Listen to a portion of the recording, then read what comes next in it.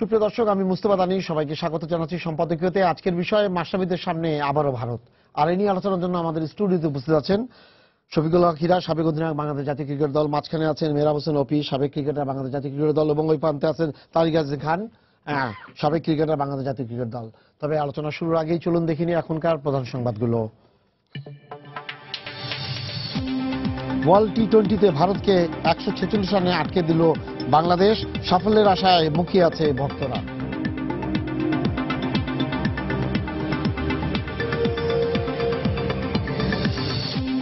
নির্বাচনী সহিংসতায় আহত দুজনের মৃত্যু, নিহতের সংখ্যা দাঁড়ালো 9-এ। কমিশনের অসহায়ত্ব প্রকাশ পরিস্থিতিকে সংঘাতময় করেছে বলছেন বিশ্লেষকরা। ভিডিও কনফারেন্সে আন্তঃদেশীয় গ্রিড সংযোগ উদ্বোধন, শেখ হাসিনা বললেন পূরণ হল প্রতিশ্রুতি। বঙ্গবন্ধু স্যাটেলাইট উৎক্ষেপণে একসঙ্গে কাজ করতে চান নরেন্দ্র মোদী। রিজার্ভের অর্থ চুরিতে সম্পৃক্ততার অভিযোগে দীর্ঘ ছুটিতে গেল রিজার্ভ ব্যাংক প্রধান লরেন্সো। পারস্পরিক সহায়তায় চুরি যাওয়া অর্থ ফিরিয়ে আনা সম্ভব বলছেন অ্যাটর্নি জেনারেল।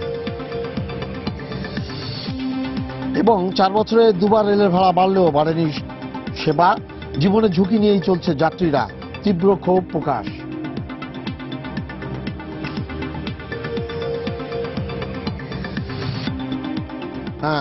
হীরা ভাই, আজকে কেমন দেখলেন খেলাটা? আপনি যদি ওই দিনের খেলার সঙ্গে আজকের খেলার আজকে শুরু থেকে যদি আপনি বলেন তাহলে ডিফারেন্সটা কোথায়? না, ওই দিনও কিন্তু আমাদের টিমটা হয়তো এককভাবে খেলেনি, হয়তো কোনো কারণেই, হয়তো যেই হোক একটা কারণ ছিল যে তামিম টিমে ছিল না, তাসকিন টিমে ছিল না, সানি ছিল না। তো একটা সর্ট অফ গ্যাপ হয়ে গেছে, যেটা আমরা যত কিছুই বলি একটা কিন্তু মেন্টাল প্রেশার টিমের মধ্যে আসে। কিন্তু যেহেতু টিম প্রফেশনাল, আমাদেরকে ধরে নিতে হবে যে আজকে তাসকিন টিমে ছিল না, আজকে তামিম অনেক রান করছে, কিন্তু আমরা ধরে নেব যে ও রান করছে না, ও টিম থেকে বাইরে। সেই মনোবল নিয়েই কিন্তু আমাদের খেলা উচিত ছিল। এবং আমরা কিন্তু অস্ট্রেলিয়াকে we have given the Indian crowd run for the money, যেটাকে বলে আমরা অলমোস্ট জিতা ম্যাচ, কিন্তু জাস্ট সামান্য ভুলের জন্য আমরা হেরে যাই। তবে আমার সেদিন খেলার সম্বন্ধে আমি বলতে চাই, সুনীল গাভাস্কার আমাদের দেশে খুব প্রিয়, কিন্তু উনি যেটা কমেন্ট করেছেন আমাদের অধিনায়কের সম্বন্ধে, উনি বলেছিলেন যে ও দলে কিসের জন্য আসছে। ও প্রথমে একটা ওভার করেছে, কিন্তু এরপরে আর বল করেনি, ও ব্যাটিং করেনি, এবং কাভারটা একটু আনকাভার্ড রেখেছিল, যেদিকে অনেক চাওয়ার হয়েছিল। আমি মাশরাফিকে ডিফেন্ড করে বলতে চাচ্ছি এই কথাটা, যে মাশরাফি প্রথম ওভার বল করে দেখেছি যে এখানে কিন্তু মিডিয়াম পেসারদের কোনো স্কোপ নাই, ওরা 8-9 রান প্রায় ওভারেই দিবে, যেটা পরে দেখা গেছে। এবং ওর ব্যাটিং এর কথা যেটা গাভাস্কার বলছেন, ও তো ব্যাটিং করেন নাই, তো দলে আছে কি করতে? ওর তো ব্যাটিং আসে নাই, ও তো 8 নম্বরে ব্যাট করে। আমরা উইকেট হারিয়েছি 5টা। ফিল্ড প্লেসিং একটু হয়তো মিস্টেক হতে পারে, দ্যাট ইজ অলরাইট। কিন্তু আমার গাভাস্কারের সম্বন্ধে কথা এই কারণে বলছি, উনি কেন তাসকিন সম্বন্ধে কথা বললেন না, যে ও তো এই সময় তাসকিনের এই ডিসিশন নিয়েছে, এটা তো নেওয়া উচিত ছিল না। কিংবা উনি আইসিসি সম্বন্ধে তো কোনো কমেন্ট করেন নাই। উনি একাধারে উনি মাশরাফিকে যেভাবে কমেন্ট করলেন, সেটা আমার পছন্দ হয়নি। আমি এটা ফেসবুকেও দিয়েছি, আমি তুমুল সাড়া পেয়েছি এই ব্যাপারে। আর আজকে দেখেন মাশরাফি কিরকম ক্যাপ্টেন্সি করেছে। ও মাত্র 4 ওভারে 21 রান দিয়েছে, দুর্দান্ত কামব্যাক করেছে। He led from the front today. খেলাটা দেখি প্রথম বল হয়ে গেছে, প্রথম বল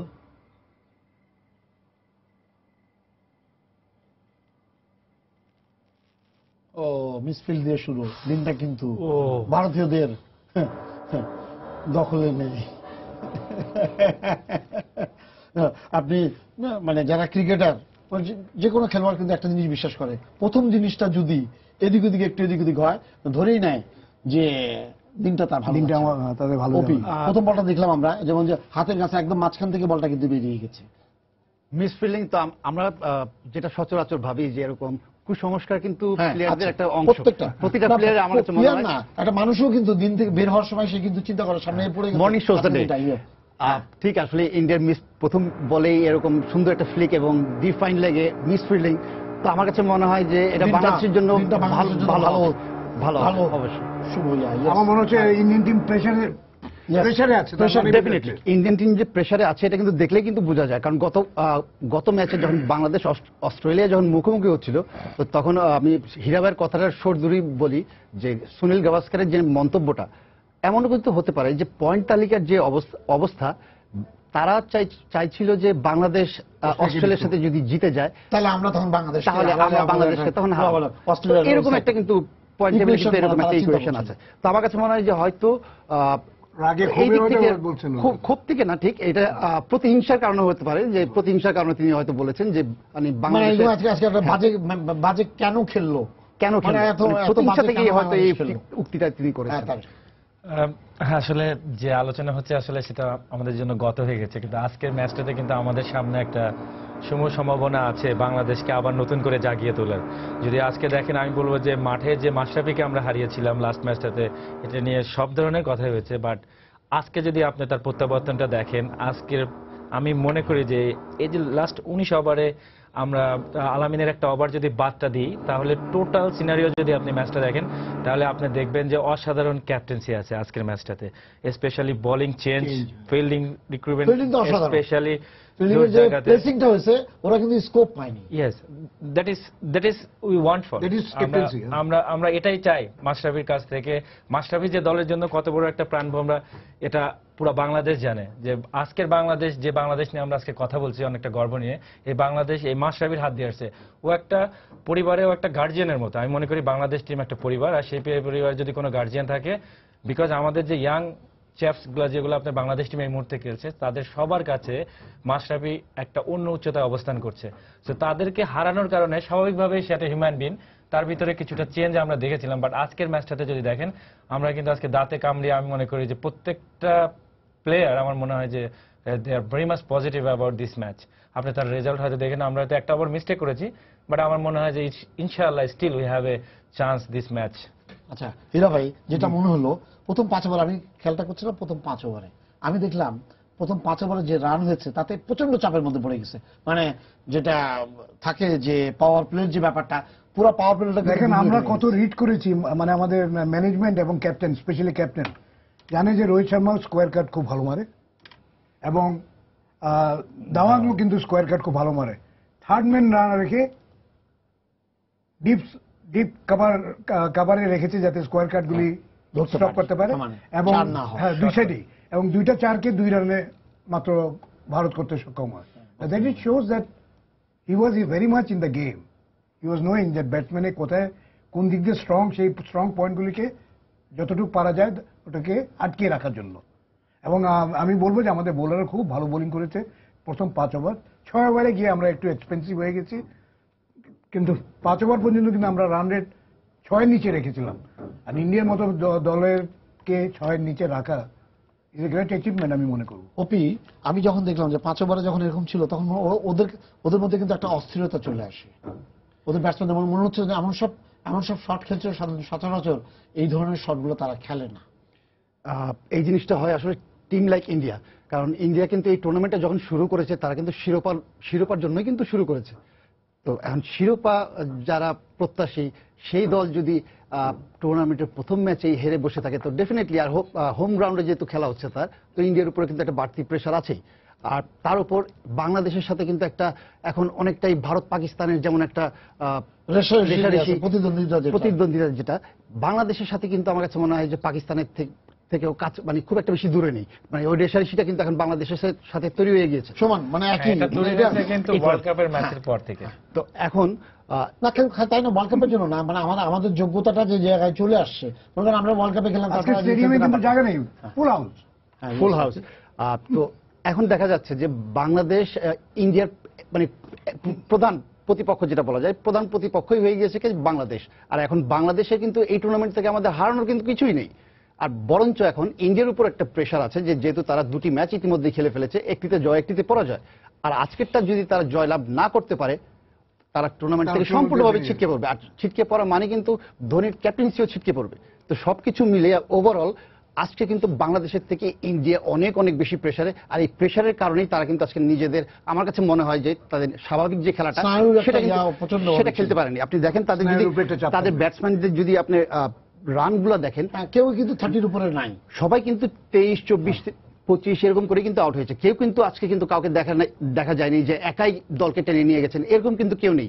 বরঞ্চ বিরাট কোহলির মতো প্লেয়ার, যে কিনা এই টুর্নামেন্টের one of the leading scoring জার, তিনি কিন্তু আজকে তিনি আজকে রান করেছেন 24 বলে, অথচ তিনি যখন 18 রানে ছিলেন তখন তিনি একটা চারও মারেননি। তো এখানেই বোঝা যায় যে বিরাট কোহলির মতো প্লেয়ার, যে কিনা মানে ব্যাটিং এর নামলে 6-4 তার আমরা দেখতেই পাই, কিন্তু সেখানে আজকে তিনি 18 রান, প্রথম 18 রান করেছেন, কোনো চার নেই সেখানে। তো এখানেই বোঝা যায় যে আপনি বলেন বোলিং সাইডটা আমাদের কেমন হয়েছে এবার আজকে যে ম্যাচটা হয়েছে, এবং এই যে 146 রানের মধ্যে, এটাতে জয় পরাজয় থাকবেই, এটা আলাদা কথা, কিন্তু 146 রানের মধ্যে ভারতকে আটকায় দেওয়াটা, ওদের এই ব্যাটসম্যান নিয়ে সবাই বলা হয় যে এবারের এই টুর্নামেন্টের সবচেয়ে সেরা ব্যাটিং লাইন আপ হচ্ছে ভারতের। আপনি যদি দেখেন তাহলে আজকের ম্যাচটাতে আমরা আসলে পুরো মোমেন্টামটা যেটা বলি, আমাদের যে মোমেন্টামটা চেঞ্জ হয়েছে, নাম্বার 6 নম্বর ওভারে একটা চেঞ্জ হয়েছে লাস্ট ওভারে, যে আমাদের হিসাবে টি-20-তে আপনার টোটাল খেলাটাই হয় 7-8 ওভারে, যা দেখবেন যে 7-8 ওভারের গেমটা সিনারিওটা তৈরি করে দেয় যে স্কোরটা কোথায় যাচ্ছে। আমরা এখানে, আমার যেটা মনে হয় যেটা এখানে 130 আপনার রানটা থাকা উচিত ছিল, যেটা আলামিন মিস্টেক করেছে। যে খেলাটা হয়েছে, বাংলাদেশের বোলাররা যেভাবে বল করেছে এবং ফিল্ডাররা যেভাবে ফিল্ডিং করছে, তাতে এক্স্যাক্টলি তাতে 130 ইন্ডিয়া করার কথা, কিন্তু আমরা বাড়তি কিছু রান দিয়ে দিয়েছি, যেটা স্লোগ ওভারে আলামিন আসলে ডেথ ওভারে যে বোলিংটা দরকার ছিল সেটা করতে পারেনি। বাট তারপরেও আমি বলবো যে এই মোমেন্টে এশিয়া সাবকন্টিনেন্টে যদি আপনি দেখেন, আমাদের পেস বোলিং ডিপার্টমেন্ট অনেক বেশি সমৃদ্ধ, বিকজ আমাদের ভেরিয়েশন আছে। আপনি মুস্তাফিজকে দেখেন, অনেকদিন ধরে ইনজুরি, খেলতে পারছে না, কিন্তু অস্ট্রেলিয়ার এগেনস্টে যে ধরনের বোলিং করেছে, এবং আজকের বোলিংও যদি তাকে দেখেন, তাহলে he is a special one. I think তাকে যদি যত্ন করে আমরা সার্ভ করতে পারি, ইন্ডিয়ার ফিউচারে আমরা অনেক বেশি জয় পাবো।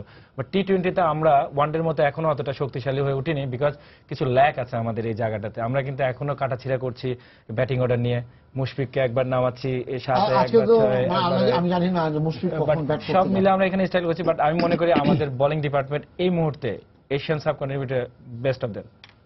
তাহলে তুমি হয়তো লক্ষ্য করেছো, মুস্তাফিজ যখন নর্মাল বোলিং করে তখন ওর আর্মসটা এরকম আসে, এবং যখন কাটারটা মারে সেটাও কিন্তু এরকম আসে, কিন্তু লাস্ট মিনিটে আঙ্গুলটা ঘুরে যায়, সেটা কিন্তু ব্যাটসম্যানরা রিড করতে পারে না। কিন্তু আমার আশ্চর্য লাগে, এই যে উইকেট কিপার, আমি চিন্তা করছি যে ও অ্যাকুরেসিটা মেনটেন করে কি করে। এখানে আপনার আমি বলেছি he is a special one, because আপনি দেখেন ওর আবির্ভাব যেমন আমাদের ক্রিকেটের চিত্রটাকে পাল্টে দিয়েছে, ওর বোলিং বৈচিত্র্য কিন্তু আগে কিন্তু একটা ব্যাটসম্যান ভয়তে থাকতো কোন সময় একটা বলার বাউন্সার মারে, আর এখন আতঙ্কে থাকে কোন সময় একটা মুস্তাফিজ কাটার মারবে। That is different thinking. মুস্তাফিজের যে রিস্ক, যেটা আমরা অনেক আলোচনা হয়েছে এটা নিয়ে, এটা কিন্তু এত কুইক অ্যাকশনে আপনার এত সুন্দর স্লোয়ার, আমার মনে হয় that's why he is a special. I think আমার মনে হয় যে এই স্লোয়ারটা এখন পর্যন্ত পিক করতে মনে হয় ইন্ডিয়ান ব্যাটসম্যানরা পারেনি। না, কিন্তু আজকে কিন্তু যদি আপনি ওভারঅল দেখেন যারা বল করেছে তাদের, এবং প্রথম 5-6 ওভারের মধ্যে কিন্তু সবাই, আমাদের সবগুলো বলার কিন্তু বল করে ফেলেছে। আপনি দেখেন আজকে খুবই ট্যাক্টফুল ছিল। আমি জানি না খেলার রেজাল্ট কি হবে, কিন্তু আমি দেখলাম যে 5 জন বলার বল করে ফেলেছে 7 ওভারের মধ্যে। যদিও কমেন্টেটর বলছিল যে মার্শালকে সেকেন্ড ওভার করা উচিত, কিন্তু ওরা দেখতে চেয়েছে এবং শুভাগত নিয়ে আসছে এবং অস্বাভাবিক ভাবে নিয়ে আসছে। প্রথম বলটাই কিন্তু ওরা টার্ন করে, 2টা বল টার্ন করছে, বলে যে আল্লাহ এরকম টার্ন হচ্ছে, গাভাস্কার বলছে সামথিং রং।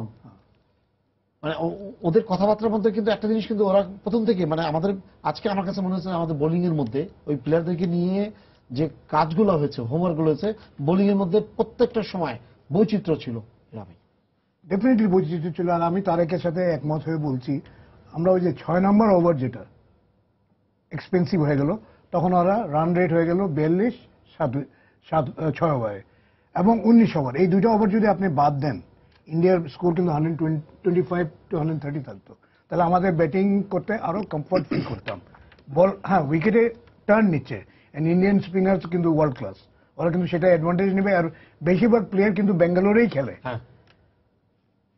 আশ্বিনী ওইখানে খেলে এবং চেন্নাই থেকে আসে ধোনি, তো ওরা বেঙ্গালোর সম্বন্ধে ওরা কোহলিও খেলে বেঙ্গালোর, তো ওরা কিন্তু বেঙ্গালোর সম্বন্ধে জানে ভালো, তো সেটা একটা ওদের প্লাস পয়েন্ট আছে। এবং কিন্তু হলেও আমাদের যে ব্যাটিং লাইন আপ আছে আজকে, তারা যদি একটু ধৈর্য ধরে ব্যাটিং করে, ভালো বলকে ডিফেন্ড করলো, লুজ বলের জন্য যদি ওয়েট করে 6-7 রান করে কিন্তু ওভারে আসবে। না আসলেও যদি উইকেট ধরে রাখতে পারি আমরা প্রথম 10 ওভারে, একটা উইকেট বেশি যদি না দিই, আমরা কিন্তু রান চেজ করার ওপি আমার কাছে মনে হচ্ছে, ওপি তো ওপেনার ব্যাটসম্যান ছিল, ওপি আমার কাছে মনে হচ্ছে প্রথম 5 ওভার যদি বাংলাদেশ দল কোনো ইয়া ছাড়া খেলে ফেলে, তাহলে যদি 20 ওভার দাঁড়ায় থাকে উইকেটে, তাহলে এই ম্যাচ জেতা উচিত। অবশ্যই প্রথম পাওয়ার প্লেটা ভেরি ইম্পর্টেন্ট, আর পাওয়ার প্লেতে আমার কাছে মনে হয় না বাংলাদেশে আজকে মানে আর্লি কোনো উইকেট থ্রো করা যাবে, বিকজ অফ আজকে রান রেট কিন্তু আমার কিন্তু 10-এর উপরে নেই বা 12 করে দরকার নেই, কিন্তু আজকে রান রেট কিন্তু আমার 7 করে। 7 পয়েন্ট। তো টি-20 ফরম্যাটের জন্য আমার কাছে মনে হয় প্রতি ওভারে 7 করে রান ইট ইজ পসিবল, কিন্তু একটা জায়গা ডাউট, দ্যাট ইজ ওদের স্পিনাররা এই ওয়ার্ল্ড ক্লাস একজন আউট হয়ে গেছে, আমরা তো দেখি মিথুন আউট হয়েছে বলতে না বলতেই একটা উইকেট, এবং খুব সম্ভবত বাউন্ডারি লাইনের বাইরে এরকম কিছু একটা হবে মনে হচ্ছে। বোলার কিন্তু আশ্বিন, যে কথা বলছিলাম যে তাদের বোলিং ডিপার্টমেন্ট কিন্তু সাজানোই কিন্তু স্পিন নির্ভর, আর আজকের উইকেটে কিন্তু আমরা বাংলাদেশ যখন বোলিং করছিল তখনই কিন্তু আমরা দেখতে পাচ্ছিলাম যে উইকেটে যথেষ্ট টার্ন আছে। প্রথম বলেই টার্ন হয়েছে। আমরা যদি ইন্ডিয়া ভার্সেস পাকিস্তানের ম্যাচটার দিকে ফিরে তাকাই, পাকিস্তান কিন্তু সম্পূর্ণভাবে পরাস্ত হয়েছিল ভারতের স্পিনের কাছে, তো নো ডাউট যে তাদের কিন্তু স্পিন। তুমি কি মনে করো সেটা কি টি-20-র উপযুক্ত উইকেট ছিল? বল যেখানে সাপের মতো টার্ন করছিল, এরকম উইকেটটা দেখেন, ও আসলো মিঠুন মিডলিংটা হয়নি, মিড উইকেটে, হ্যাঁ গুড ক্যাচ। ভালো খেলেছে, লম্বা হ্যাঁ লম্বা, মানে আমাদের মিডল প্লেয়ার হয়তো মাথার মধ্যে চলে একটা যেত, অ্যাডভান্টেজ অ্যাডভান্টেজ পেয়েছে। যেটা কালকে আমরা দেখেছি নিউজিল্যান্ডের ক্যাচগুলি He is a good fielder. পাকিস্তানের এগেইনস্টে। হি ইজ আ টি-20 তুমি কি স্পেশালিস্ট। মনে করো যে ক্যালকাটার যে উইকেটটা ছিল সেটা কি টি-20-র জন্য উপযুক্ত? উইকেট নিয়ে হয়তো বিতর্ক থাকতে পারে, মানে স্পেশালি সেই ম্যাচটা ভারত বনাম পাকিস্তানের ম্যাচটা উইকেট নিয়ে টি-20 ফরম্যাটে আমরা সাধারণত এরকম উইকেট দেখি না। এরকম উইকেট হতে দেখা যায় টেস্টের 5 দিনে হয়তো গিয়ে এরকম উইকেটে টার্ন করে, ফিফথ ডেতে গিয়ে। তো এরকম একটা উইকেট আমরা কখনোই এক্সপেক্ট করি না টি-20-তে, কিন্তু আজকের যে উইকেটটা সেরকম ঠিক না, কিন্তু তারপরেও কিন্তু আজকের উইকেটে যথেষ্ট টার্ন আছে। টার্ন নিচ্ছে। তো যেহেতু আরেকটা তাদের জিনিস আমি ওপি বলি, একটু স্লো আসছে, কিন্তু ব্যাটসম্যান কিন্তু বুঝতে পারছে না যে গ্যাপটা পাবে কি জলদি খেললে পাবে না একটু ওয়েট করে খেললে পাবে। ব্যাটসম্যান কিন্তু দুমন আছে না, আমার কাছে যেটা মনে হয়েছে ইন্ডিয়ান ব্যাটসম্যানদের দেখে, তারা বাংলাদেশি বোলারদের কিন্তু খুব একটা সহজে খেলেছে, কিন্তু তা কিন্তু নয়, স্বাচ্ছন্দ্য ছিল না তারা। আর অপরদিকে বাংলাদেশের ব্যাটসম্যানদের আমি বলবো বরঞ্চ বাংলাদেশের জন্য স্বাচ্ছন্দ্য হওয়া উচিত, কারণ বাংলাদেশের মিডল অর্ডারে আপনার সাকিব আল হাসান এবং মুশফিক, এরা দুজন কিন্তু স্পিন স্পেশালিস্ট আমার কাছে মনে হয় যে বাংলাদেশের ব্যাটসম্যানদের তুলনায়। তো যদি তারা দুজন স্পিনটা হ্যান্ডেল করতে পারে, আর মুশফিক তার জন্য হয়তো অ্যাওয়ে স্পিন হবে আপনার জাদেজা এবং রায়না, কিন্তু অপরদিকে কিন্তু সাকিবের জন্য ইনকামিং স্পিন খেলা ইজি খুব একটা বেশি। তো আমার কাছে মনে হয় যে যদি কম্বিনেশনটা এবং তাদের পার্টনারশিপটা যদি হয়তো 40 বা 45 রান একটা ভিত গড়ে দিতে পারে, আমার কাছে মনে হয় যে বাংলাদেশ অবাস্তব কিছু না, পসিবল ইন্ডিয়ার সাথে জেতা। পার্টনারশিপ দরকার। অবভিয়াসলি আপনি আমরা কিন্তু স্ট্রাগল করছি টপ অর্ডারে। আপনি যদি প্রিভিয়াস ম্যাচগুলো আমরা ফলো করে দেখবেন যে সৌম্য নাথিং স্টিল স্ট্রাগল করছে তার ফর্ম নিয়ে। আজকের ম্যাচটাতে দেখেন ওপেনিং এ কিন্তু চেঞ্জ হয়েছে, মিথুনকে দিয়ে আমরা ট্রাই করেছি, এর আগেও ট্রাই করেছি এশিয়া কাপে, বাট সে একটা ম্যাচে সাকসেস হয়েছিল আপনার আরব আমিরাতের সাথে, যেটা আমরা মিথুন একটা রান করেছিল, বাট তাছাড়া কিন্তু সৌম্যকে আমরা হারিয়ে খুঁজছি। এই যে ব্যাপারটা আমাদের যে ইনফর্ম ব্যাটসম্যানের যে সেটা তামিমকে আমরা লাস্ট ম্যাচে মিস করেছি অস্ট্রেলিয়ার সাথে, বাট আজকের ম্যাচটাতে স্টিল কিন্তু তামিমের উপরে অনেক বড় দায়িত্ব আছে এই ইনিংসটাকে ক্যারি করার, because this is the opportunity to show the world যে আমরা টি-20 ক্রিকেটটাতে আস্তে আস্তে ডে বাই ডে ইমপ্রুভ করছি। আপনি যদি দেখেন আজকের ম্যাচটাতে, অবভিয়াসলি এই ম্যাচের যদি আপনি সিনারিওটা দেখেন, তাহলে এখানে অবশ্যই স্পিনাররা ডোমিনেট করবে, বিকজ ইন্ডিয়ার লাইন আপেও আমরা সেই একই চিত্র দেখতে পাচ্ছি। বাট আমাদের ক্ষেত্রে যেটা সবচেয়ে বেশি জরুরি সেটা হলো এখানে ছক্কা 4 এই দুইটা মাথা থেকে বাদ দিতে হবে আমার কনসেপ্টে এরকম উইকেটে, বিকজ আমি 10-12 তাড়া করছি না, আমার ওভারে 6-7 করে নিলেও আমি আগে যেতে পারবো। 2-3টা স্লগ ওভার আমি যদি কভার করতে পারি, দেন আমি এখান থেকে অ্যাচিভ করতে পারবো। বাট আমি মনে করি এই উইকেটে যে জায়গাটা সবচেয়ে বেশি দরকার, আমার তামিমকে স্টে করা দরকার, আর সাব্বির একটা যদি ছোট্ট ক্যামিও খেলে দিতে পারে, তাহলে অবশ্যই আমাদের জন্য এই টার্গেট আপনি আমরা তো 18-19 ওভারে যে আমরা ম্যাচটা উইন তাহলে আমি বলি, আপনি বললেন যে স্পিনের ইয়েটা উইকেটে আছে, তারপরেও কিন্তু আমাদের পেস বলার কি আপনার মনে হয়নি যে ভালো বল করেছে? অবভিয়াসলি আপনি মুস্তাফিজকে আমি যতটুকু কনফিডেন্ট মুস্তাফিজকে নিয়ে যে ওর দুনিয়াতে যে উইকেটেই আপনি ছেড়ে দেন সেই উইকেটে ওর বল কাট করাইতে পারবে, because that kind of ability they have. Mashrafe experience guy, আপনার বাংলাদেশ ক্রিকেটে দ্বিতীয়টা আসবে না। আজকে যেভাবে বোলিং করেছে আপনি দেখেন, আপনি তার বোলিংটা দেখেন, অনেক বুদ্ধিদীপ্ত বোলিং ছিল যেটা আমরা পাকিস্তানের সাথে করতে পারিনি। আমরা বারবারই বলে আসতেছি যে খেলাটা কিন্তু শুধু মাঠে খেলতে হয় না, খেলাটা মাথায়ও খেলতে হয়, বিকজ আমরা ওই খেলাগুলোতে মাথাটা ইউজ করিনি, যার কারণে আপনার বোলিংটা ওভাবে হয়নি। আমরা কিছুটা তেরে ফুরে বোলিং করেছি পাকিস্তানের এগেনস্টে, আপনি দেখেন তার মাসুল আফ্রিদি আমাদেরকে দিয়েছে। এই অস্ট্রেলিয়ার এগেনস্টেও কিন্তু আমরা যেটা মিস করেছি সেটা হলো টিমের একটা ছন্দপতন হয়েছিল। বাট আজকের ম্যাচটাতে আমি মনে করি মাশরাফি যেভাবে তার বোলারদেরকে ইউজ করেছে, এটা খুদ কোন জায়গাতে কিন্তু এটা হয় এই ধরনের রিস্ক। ইন্ডিয়ার মধ্যে 5 জন বল করে ফেলেছে, ইন্ডিয়াও কিন্তু রিড করতে পারেনি যে আমি 5 ওভারের ভিতরে 4টা বল 5টা বলার হতে যেটা হচ্ছে যে ও খেলতে সেট হওয়ার আগে একটা নতুন লোক চলে আসে, এক্স্যাক্টলি, এবং তারপর তাকে 2টা বল অন্তত অ্যাটলিস্ট মাথা নিচু করে খেলতে হচ্ছে নতুন বলারের।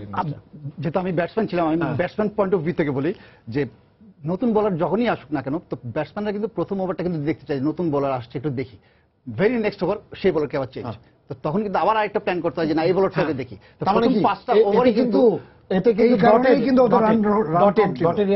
প্রথম 5টা ওভারই কিন্তু মানে এই দ্বিধাদ্বন্দ্বে আমার কাছে মনে হয় যে ব্যাটসম্যানরা ছিল বিধায় কিন্তু প্রথম 5টা ওভার কিন্তু রান হয়। তাছাড়াও কিন্তু চমৎকার কৌশল, তাছাড়াও আমি বলি কৌশলটা খুবই ভালো। তাছাড়াও আমি বলবো খালি চেঞ্জ করলেই হবে না, but they bowled well, line and লেন্থও কিন্তু মেনটেন করে, যেমন ওরা চান্স পাচ্ছিল না যে লুজ বল খুব কমই পাচ্ছিল যে পুল করার জন্য কিংবা লফটেড শট খেলার জন্য, তখন 9 জন ফিল্ডার যেখানে ভিতরে থাকে, এক্সেপ্ট রায়না বাদে আপনার খুব সাবলীল ব্যাটিং কিন্তু কেউ করেনি। প্রত্যেকের মধ্যে কিন্তু জড়তা ছিল এবং বল কানেক্ট হচ্ছিল না, এবং মাঝে মাঝে এমন সব বল মারছিল যেটা আমি ওদেরকে মারতে দেখিনি, মানে একদম স্লগ ওভারে যেটা মারে সেটা এসে প্রথমে মারার চেষ্টা করেছে, যখন তারা কানেক্ট করতে হচ্ছে 5 ওভারে যে রানটা হয়েছে তখনই কিন্তু তারা একটা চাপের মধ্যে পড়ে গেছে যে আমাদেরকে আজকে রান রেট বাড়াতে হবে আজকে। হ্যাঁ, সেই কথাটাই বলতে চাচ্ছিলাম, ইন্ডিয়া কিন্তু চাচ্ছিল ওরা যদি ফিল্ডিং করে আমরা আগে ব্যাটিং করি, ওরা 15 ওভারে আমরা যে রান করব সেটা ওরা 15 ওভারে করে নিতে চাইবে, ওদের রান রেট পাকিস্তানের উপরে যেতে বলে। কিন্তু সব ইকুয়েশন কিন্তু সবসময় হয় না, উইকেট একরকম সেরকম দেখে খেলতে হয়। আজকে উইকেটে এটা 180 উইকেট না, এটা হলো 140 to 150 উইকেট। 147 যে ইন্ডিয়ান করেছে সেটা আমাদের ওই 2টা ওভারের জন্য, নাহলে কিন্তু 146ও হয় না।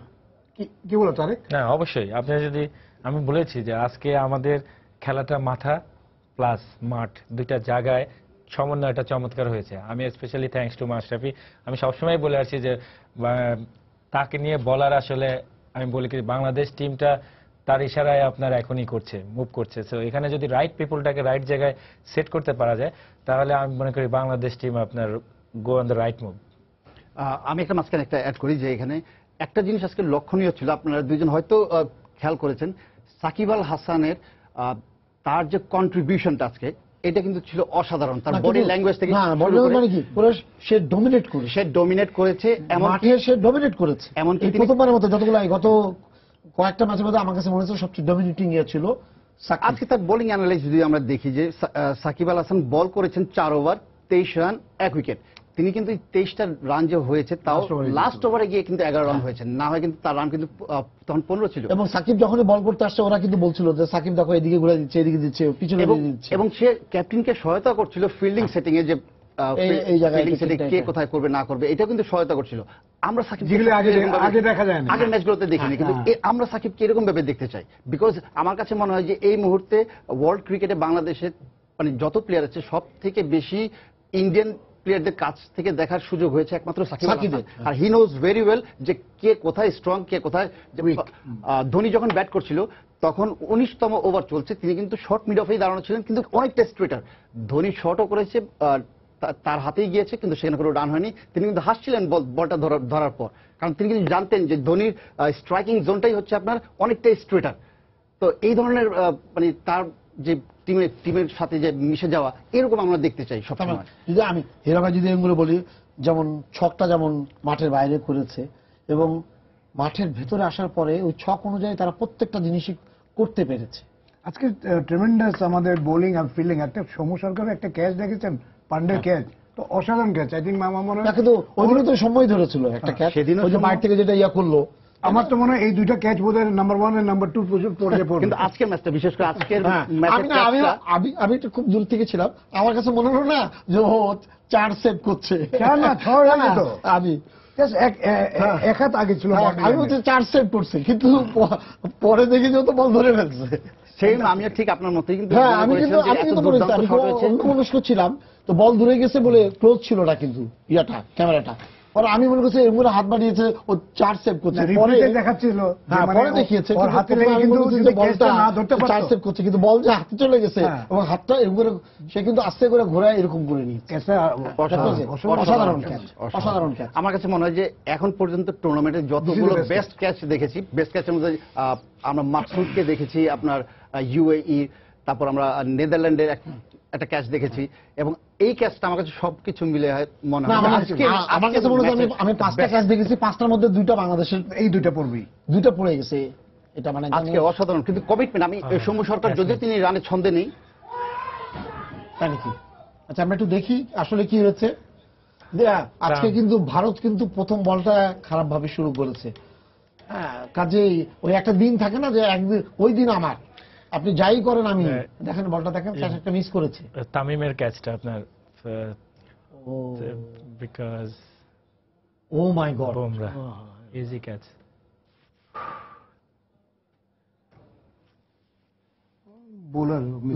কিন্তু আপনি দেখেন প্রথম বলটা দেখেছি আমরা, বলটা বলে যে ও বলছিল, ওপি বলছিল যে বনি করার ব্যাপারটা থাকে, যে বাইরে বের হলাম, তারপরে দোকানে বসে আছে, প্রথম কাস্টমারটা লক্ষ্মী, তাকে ধরে রাখো যেভাবেই পারো।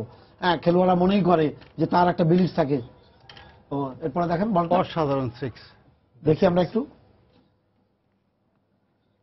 আজকে কিন্তু দিনের শুরু থেকে কোনো জায়গায় মাশরাফি যখন টসে জিতেছে, আমি জানি না কেন কনফিডেন্স লেভেল, মানে আমার কাছে মনে হচ্ছে যে দিনটা আজকে বাংলাদেশ, যদি না আমাদের খারাপ না, বুমরা যে ক্যাচটা ছাড়লো তাতে বোঝা যাচ্ছে ওটা ইস্টার্ন ক্লাব যথেষ্ট প্রেসারে আছে। তাদের বডি ল্যাঙ্গুয়েজ থেকে শুরু করে তাদের সমস্ত কিছুতে বলে যে তারা আজকে অনেক অনেক প্রেসারে আছেন, প্রচন্ড প্রেসার। বিকজ ইন্ডিয়ার জন্য কিন্তু এটা do for die, absolutely absolutely. এই ডু অর ডাই ম্যাচে যদি আপনার না, কিন্তু তারেক, আমরাও তো ডু অর ডাই এর মধ্যে আছি, আমাদের হিসাব না থাকে। আপনারা যেটাই বলেন না কেন, যে আপনি দেখেন চমৎকার মেরেছে এবং কনফিডেন্স, এবং যে বলটা কিন্তু উপরে উঠে গেছে। সাব্বির যদি আপনার উইকেটে থাকে তাহলে ইনশাআল্লাহ দেখবেন যে আমি বলেছি আপনাকে যে একটা বড় পার্টনারশিপ আপনার সাব্বির, না এটা কিন্তু সবচেয়ে বড় পার্টনারশিপের জায়গা। অবশ্যই এই দুজনকে এই জায়গাটা হলো সবচেয়ে বড় পার্টনারশিপ। এই ইয়েটা যখন 50 আপনাকে নিয়ে যাবে, পরের কনফিডেন্স কিন্তু এমনি 50 কিন্তু দৌড়ায় হবে ডেফিনেটলি। যখন টপ অর্ডার থেকে ব্যাটসম্যানদের মধ্যে পার্টনারশিপ হয়, তখন কিন্তু পরের ব্যাটসম্যান যারা মিডল অর্ডারে থাকে তাদের জন্য অনেকটা সহজ হয়ে যায়, তো আস্থাটা বেড়ে যায়। আজকে যেহেতু প্রথম একটা উইকেট আমাদের আর্লি চলে গিয়েছে, কিন্তু এই পার্টনারশিপের আরেকটা চার, তো আমার কাছে মনে হয় যে তামিম এবং কিন্তু আজকে মানে এরা যদি, আপনি বলি যে এই জায়গায় যদি এরা যদি একটা 50-এর পার্টনারশিপ দিয়ে যায়, তাহলে দেখবেন যারা আসবে তারা দাঁড়িয়ে থাকবে, বল ব্যাটে এসে এমনি লাগবে। তামিমের যে ক্যাচটা ওরা ছেড়ে দিয়েছে, they will be regretting for that catch. এখন তামিম লাইভ পেল আর বলটা, হ্যাঁ এই দেখুন, এখন সেকেন্ড লাইভ পাওয়াটা ওর তো অ্যাডভান্টেজ, এখন ই শুড এনকেজ ইট। হ্যাঁ, মানে প্রত্যেকেই কিন্তু দেখা গেছে একটা লাইভ যদি সে যে পেয়েছে, সে কিন্তু রান কিন্তু 50+ করে ফেলেছে। আর আমাদের বাংলাদেশি ব্যাটসম্যানদের মধ্যে কিন্তু সবাই কিন্তু খুব দুর্দান্ত ফর্মে আছে তা কিন্তু নয়, একমাত্র ফর্মে টুর্নামেন্টের শুরু থেকেই কিন্তু তামিম এবং সাব্বির যে দুজন এখন ব্যাট করছেন। তো আমার কাছে মনে হয় যে যেহেতু ফর্মে তারা আছেন, তাদের অবশ্যই ইনিংসটা বিল্ড আপ করা উচিত। আর পার্টনারশিপ তো অবশ্যই, যে পার্টনারশিপ মানে আপনি 50-এর একটা পার্টনারশিপ যদি আপনার হয়ে যায়, মানে একটা উইকেটে, হ্যাঁ, তখন একটা জিনিস কিন্তু ঠিক, পরের ব্যাটসম্যানরা কিন্তু আর এটা চিন্তা করে না জানি কোথায় আছে। হ্যাঁ তারেক বলেন। 1 থেকে 6 যদি আমরা ধরি, this is the power play time, and power play you have to run like 40-45। আপনার এই উইকেটে যদি তামিম থাকে আর সাব্বির থাকে, তাহলে আপনি দেখেন অটোমেটিকই এই রানটা ক্লোজ হয়ে যাবে। দেন 6-12, এই যে টি-20-র যে ফরম্যাটের আপনার যে কোচিং ম্যানুয়ালের যে ভাষা আমাদের, ধরেন আমি রিসেন্টলি হয়তো খেলা থেকে বের হয়ে আসছি, বাট ফরম্যাটটা কিন্তু এইভাবে সাজানো হয় যে হাউ গোজ দ্য ব্যাটসম্যান, যে এইভাবে স্কোরটাকে স্কোর তাড়া করতে গেলে এইভাবে আপনাকে আগাইতে হবে। তো আজকে যেভাবে আগাচ্ছে আমরা লাকি যে আমি আমাদের না, কিন্তু আচ্ছা হীরা ভাই আমি বলি ওই যে বনি করার ব্যাপারটা আজকে মানে যেটাই বলেন না কেন আজকে কিন্তু এই গড বলেন আল্লাহ বলেন যেটাই বলেন না কেন আপনাকে কিন্তু দিয়ে রেখেছে। এখন আপনি যদি নিতে না পারেন তাহলে আপনি কিছু করতে পারবেন। আমি আপনার সাথে মানে আমি এটা আমার বিলিভস। আমি জানি না অবশ্যই আপনাকে এই সুযোগ তো বারবার আসে না, সুযোগ যখন আসে সুযোগটাকে গ্র্যাব করতে হয়। আর এখানে কিন্তু অন্যদের থেকে যারা সুযোগটা নিতে পারে তারাই কিন্তু এগিয়ে যায়। আমরা মনে করি আপনি যেটা বারবার বলতেছেন আপনি কিন্তু সম্পূর্ণ আমি মনে করি যে প্রেসারে আছে ইন্ডিয়া, আমাদেরকে শুধু প্রমাণ করতে হবে। পাওয়ার প্লে কিন্তু কাজ করে ফেলেছে, 7 হয়ে গেছে। হ্যাঁ পাওয়ার প্লেতে কাজ করে ফেলেছে। বুমরা কিন্তু আপনি দেখেন বিল্ডিং এর থেকে কিন্তু কিছুটা নার্ভাস আছে, ক্যাচ ছেড়েছে, হীরা ভাই দেখেন করতেছে ফুল টাচ সব মিলে আজকে বুমরার দিন নয়। এই সুযোগটা কাজে লাগানো উচিত তামিমের এবং চমৎকারভাবে কাজে লাগাচ্ছে আমি মনে করি। না মানে আমার কথা হলো যে যদি আপনি মনে করেন পার্টনারশিপ যদি 50-এর হয়ে যায় একটা, তাহলে এই টিম আজকে যে রান আছে তাতে যদি ও দাঁড়ায় থাকে বল ব্যাটে এমনি লাগবে। ইন্ডিয়ার খালি একটাই পার্টনারশিপ হয়েছে 50। আমরা 146 এর এগেইনস্টে ব্যাট করতেছি, আপনার রান রেট তো খুব বেশি না, 7। টি20 তে এমনিতেই আপনার 7 আসে, 7 তো হয়ে গেছে অলরেডি। আপনি দেখছেন আপনি আসছে সামনে আপনি দেখেন 45 আমরা ওদিকে 4 রান বেশি আছি। না এরকম আপনি দেখেন বলটা কিন্তু সে চার্জ করছে একদম পুরোপুরি সামনে আসছে। হ্যাঁ এবং সামনে এসে দেখেন আপনি সে কিভাবে গেছে। and it's a very difficult shot to play. Yes এবং তার বল কিন্তু এই লেভেলে ছিল, তার বুক বড় লেভেলে ছিল, চেস লেভেলে ছিল কিন্তু হীরা ভাই আমি বলি চেস লেভেলে ছিল কিন্তু বল কিন্তু উঠেনি। সবচেয়ে বড় জিনিস হলো শটটা। আপনি যদি দেখেন আমরা পাওয়ার প্লের স্কোর দেখেন, আমরা যেটা চেয়েছি মনে মনে 45 থেকে 50 অলমোস্ট উই রিচ দিস। এখন এটা হলো ফার্স্ট। এখন আপনি যখনই 50 করবেন তখন আপনি দাঁড়ায় থাকেন, ব্যাটে বল না। এখন আমাদের উইকেট দেওয়া যাবে না, এরা আরো 5-6 ওভার খেলতে হবে এদের। এখন এখান থেকে প্রেডিক্টর চলে গেছে 57% বাংলাদেশের পক্ষে। থ্যাঙ্কস প্রেডিক্টরকে যে এটা যেন শেষ পর্যন্ত থাকে। না আমার কাছে মনে হয় যে তারা দুজন যেভাবে ব্যাট করছে আমার কাছে মনে হয় যে অবশ্যই থাকবে, কিন্তু এই পার্টনারশিপটা আমার কাছে মনে হয় অ্যাটলিস্ট এই পার্টনারশিপ 12 ওভার পর্যন্ত যদি খেলে দিতে পারে নো ডাউট যে আমরা 90 থেকে 95 রান হয়ে যাবে অলরেডি। না বিকজ এই দুজনই আপনার কিন্তু হার্ড হিটার, এমন না যে কেউ ডট খেলে লাইনে সবচেয়ে বড় জিনিস সাব্বির তো ক্লাসিক খেলে। আমি বলি আপনি যদি সাব্বির উইকেটে থাকে আপনার রান আসবেই যদি থাকে, because he approach like that. আর সে কিন্তু অলওয়েজ ডমিনেট করতে চায়। কিছু প্লেয়ার আছে যে আরামে ডমিনেট করতে চায়, তার ভিতর ওয়ান অফ দেন সাব্বির। আর তামিমকে তো আপনার বলার কিছু নেই, তামিম যতক্ষণ থাকবে ইন্ডিয়ার এগেইনস্টে সবসময় রেকর্ড ভালো তার সবসময়। আর ঠিক আজকে তাকে যে লাইফটা পেতে দেখলাম এরকম হয়তো এত ডলি লাইফ পাইনি, কিন্তু ইন্ডিয়ার সাথে তার যতগুলো বড় স্কোর আছে তার মধ্যে সবগুলোর মধ্যেই আছে, সবগুলোর মধ্যে একটা করে আছে। আর সবচেয়ে বড় হবে আজকে যদি আমরা জিতি, আমরা মনে হচ্ছে যে এভাবে এগোচ্ছি আমরা হয়তো জিতবো। ইন্ডিয়ার মাঠে ইন্ডিয়াকে বিট করছি আমরা, এটা একটা বিরাট বড় না। কিন্তু হীরা ভাই আমি বলি সেই পথে না, হীরা ভাই আমি বলি জানি না ম্যাচ জিতবে কি হারবে জানি না, কিন্তু আমাদের এই পুরো যদি জিতি ম্যাচ কিন্তু আমাদের একটাই বাস। আমরা তো সকালবেলায় জিতে গেছি, টানা 7টা ম্যাচ মাস্টারফি টস হারছে, আজকে আমরা জিতেছি। হ্যাঁ আমি ওইটাই বলছিলাম যে আজকে দেখো দিনটা কিন্তু আমাদের জন্য খারাপ না। এখন আমাদেরকে দিয়ে রেখেছে, আমরা যদি এটাকে ইউটিলাইজ না করতে পারি, মানে এখন যে রান আছে 47 for 1 6.3, হ্যাঁ তাতে কোনো এই ম্যাচ যদি বেরিয়ে যায় তাহলে বলতে হবে যে আমরা ফেলে দিয়ে আসি না। আপনার ওই জায়গাটা যদি আপনি বলি তাহলে অবশ্যই আবার 4 যে খেলাটা তো আমি আপনাকে বলেছি, খেলাটা মাঠে খেলার সাথে সাথে মাথা দিয়েও আপনাকে খেলতে হবে। আপনার ক্যালকুলেটর দেখতে হবে যে আমি রান তাড়া করছি, আমি কত ওভারে কতটুকু অ্যাচিভ করেছি, আমার পরবর্তী ব্যাটসম্যানের জন্য করণীয় কি, সবকিছু একটা গেম প্ল্যান আছে। আমি মনে করি আজকে আমরা ইন্ডিয়াকে নিয়ে অনেক বেশি হোমওয়ার্ক করেছি, তার প্রত্যেকটা পলিফোনে আমাদের ফার্স্ট সেশন ছিল বোলিং অ্যান্ড ফিল্ডিং। আমরা এই জায়গাতে 100-এ আমি মনে করি অলমোস্ট আমরা 90-95% আপনার অ্যাচিভ করেছি। সেকেন্ড টাইম হলো আমাদের এখন ব্যাটিং, যে যাবে ম্যাচটাকে ঠিক নিজের সামনে নিয়ে যাওয়ার দায়িত্বটা তার, সবচেয়ে বেশি তার। যে যাবে সে কোথায় আসছে কি আসছে সেটা এক্স্যাক্টলি। আমার এখানে অনেক কিছু প্রমাণের আছে। আমি আপনাকে আগেও বলেছি আমাদের টাস্ক এত বড় কোনো টুর্নামেন্টে আজ পর্যন্ত আইসিসি কোনো ডিসিশন নেয়নি কোনো প্লেয়ারের এগেইনস্টে, এবং এত তাড়াতাড়ি নেয়নি। আমি জানি না হীরা ভাই আপনার মনে আছে কিনা, 1 মাস 1.5 মাস লাগে একটা ডিসিশন দিতে। হ্যাঁ কিন্তু শুধুমাত্র টুর্নামেন্টের আজকে রেজাল্ট দিয়ে দিল রেজাল্ট তার মানে যাতে কারো না কারো তো স্বার্থ তো কাজ করেছে, না হলে ম্যাচ এই চূড়ান্ত রাউন্ড শুরু হলো সঙ্গে সঙ্গেই কিন্তু এটার উপরে ইয়ে হয়ে গেছে।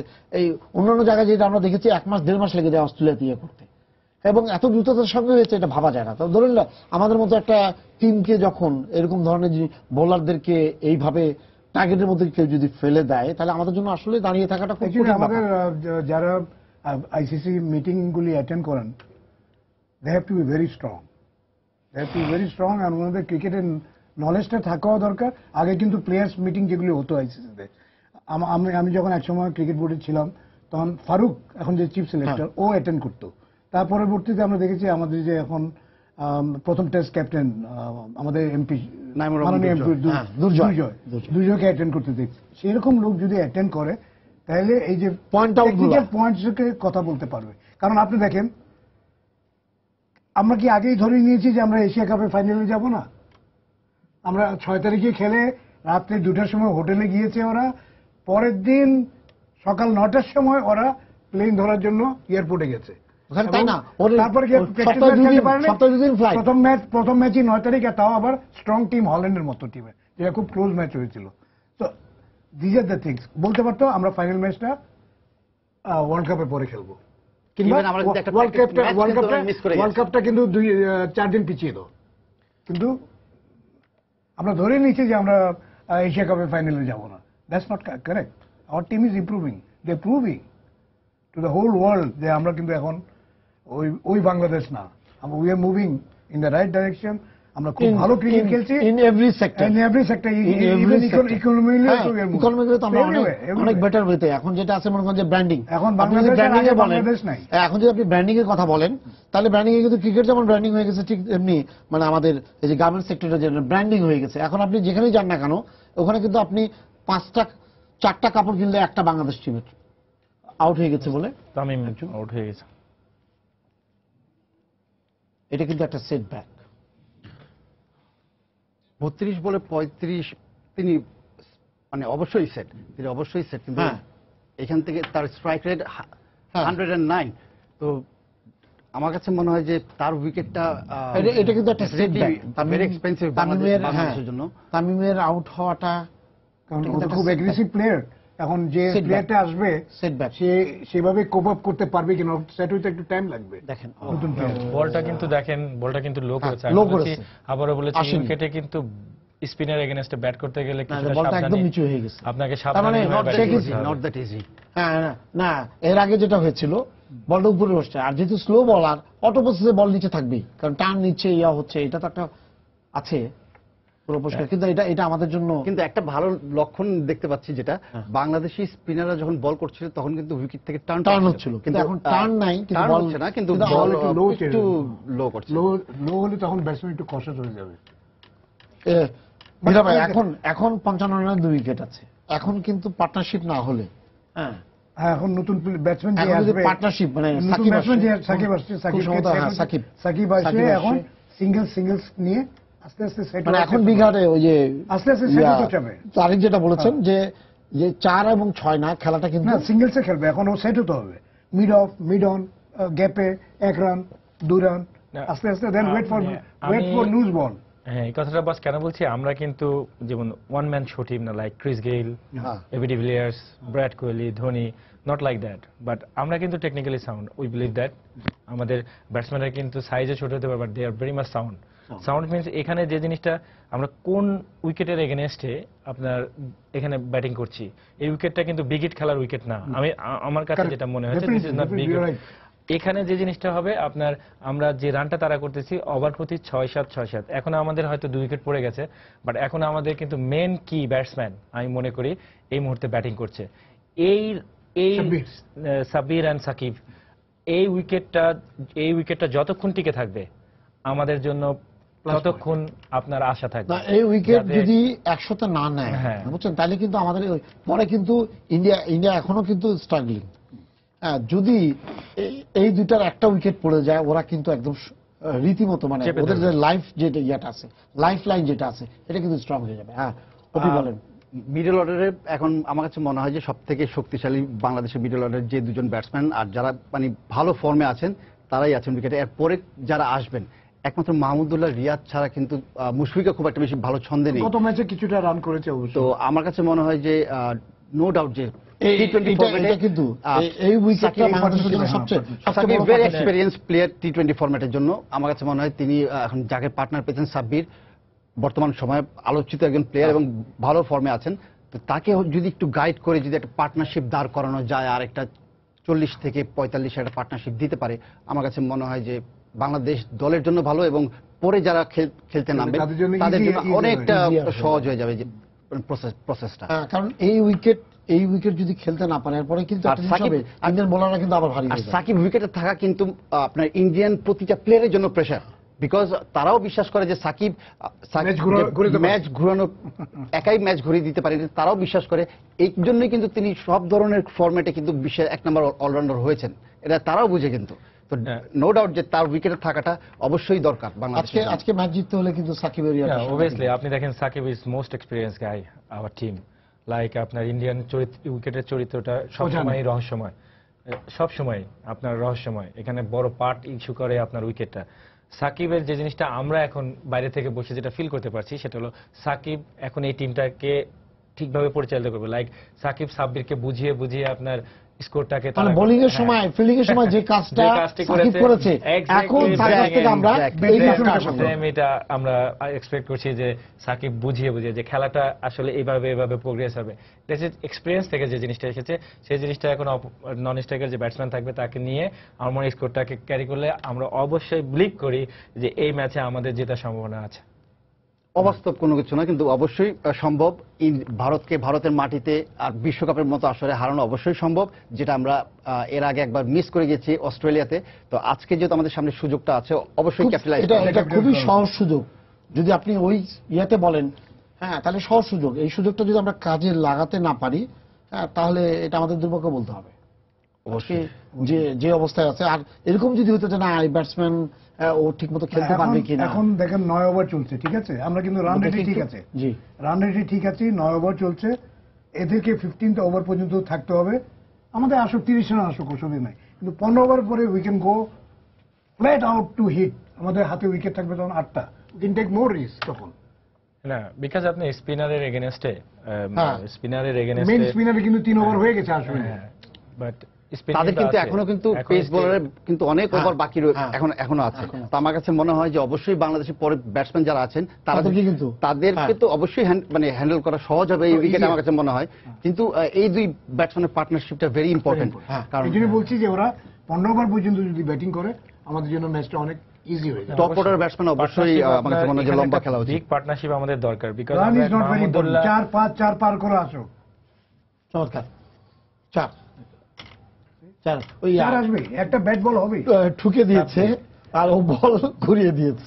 আপনি দেখেন লুক সাব্বির আপনি 13 বলে 22 রান। হ্যাঁ আপনি দেখেন, আপনি বলটা দেখেন, আপনি যে বলটা মেরেছে দেখেন, আপনি একদম ঠুকে দিয়েছে। আর হি কানেক্ট।